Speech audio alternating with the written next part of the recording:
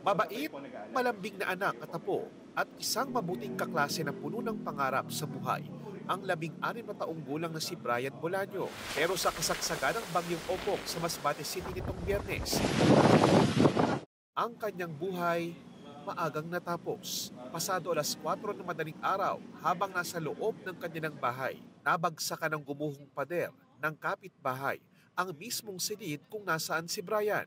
Kwento ng ama ni Brian na isang bumbero mula sa BFP Masbate, malakas man ang bagyo, kampante siyang iwan ng anak at lola ni Brian sa bahay dahil sementado at protektado ang pundasyon nito. Dinala sa ospital si Brian at sinikap i-revive ng mga doktor. Ako mismo, ni-revive ko pa rin yung anak sa sobrang ano ko na hindi ko matanggap.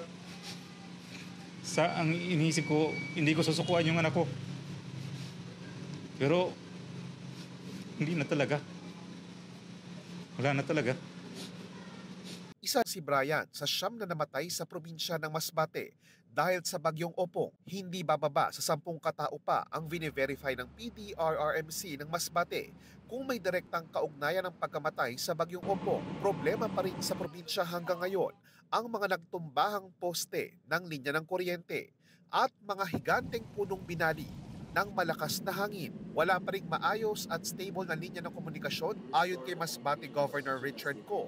Nabanggit ng Masbate Electric Cooperative na posibleng abutin ng 1 buwan bago tuluyang maayos ang supply ng kuryente sa buong probinsya. Nangako raw ang Department of Energy na tutulong sa lalong madaling panahon para mas mapabilis ito. Nagsabi na rin daw ang mga nangungunang telcos na puspusan ang kanilang pagsasaayos ng signal. Isa sa mga pangunahing problema ng mga taga-Masbate ngayon ay pagkain at tubig. Naiparating na raw ang first batch ng deliveries ng pagkain at tubig at dadalhin na ang mga susunod na batch sa mahigit 20 bayan ng Masbate na isinailalim na sa state of calamity.